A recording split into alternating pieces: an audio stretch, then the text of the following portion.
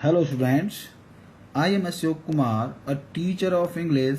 Welcome you all on Rishikul Online School, the best platform for providing online education to students. Again, I welcome you. Students, this is module number 2 and in this module we shall discuss the chapter The Happy Prince and it has been written by Oscar Wilde and this chapter has been taken from your book Moments. So let's move to next slide and see. Students, in this slide we shall discuss the story of the chapter The Happy Prince. So let's discuss the story. The Happy Prince was a statue that stood above a tall column, high above the city. He was decorated with gold and jewels. One night, a swallow stopped by this city on his way to Egypt and decided to rest for a night at the feet of the statue.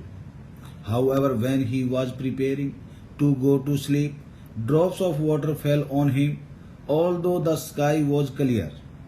When the curious bird looked up, he was astonished to see the prince statue weeping. The swallow asked the statue the reason behind his tears, and the statue told him his story how he used to be a happy prince and he knew no sorrow or tears. But now, as a statue set up high, he could see the ugliness and the misery of his city. This made him weep. So rest of the story will be discussed in the next slide. So let's move to next slide and see. Students, in this slide we shall discuss further story and come to know what happens. So let's discuss.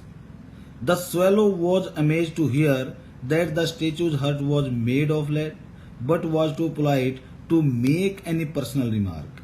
Meanwhile, the statue told the swallow that he could see a poor seamstress seated at a table from the open window of her house far away in a little street, embroidering flowers on a satin gown for the queen's loveliest maid of honor.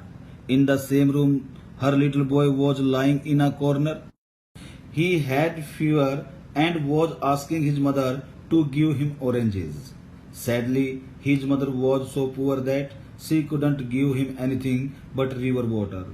The statue urged the swallow to take out the ruby from his sword hilt and give it to the poor seamstress.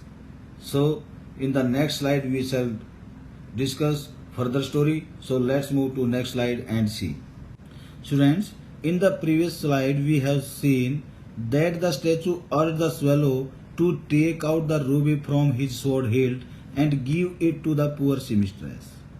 In this slide we shall discuss and come to know what happens. So let's discuss.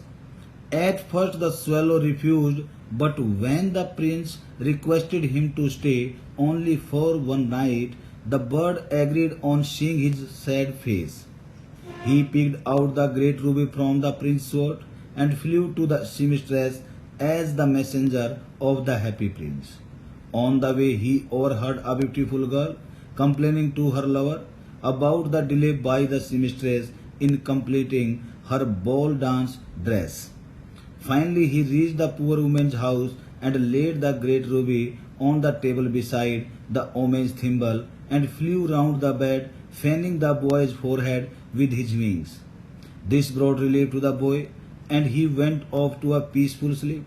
The swallow returned to the statue and reported all that he had done. He also remarked that he was feeling warm, although it was actually quite cold.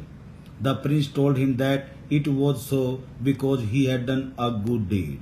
Students, in the next module we shall discuss the story further and wait for the next module. So keep watching the module. So thank you. Have a nice day.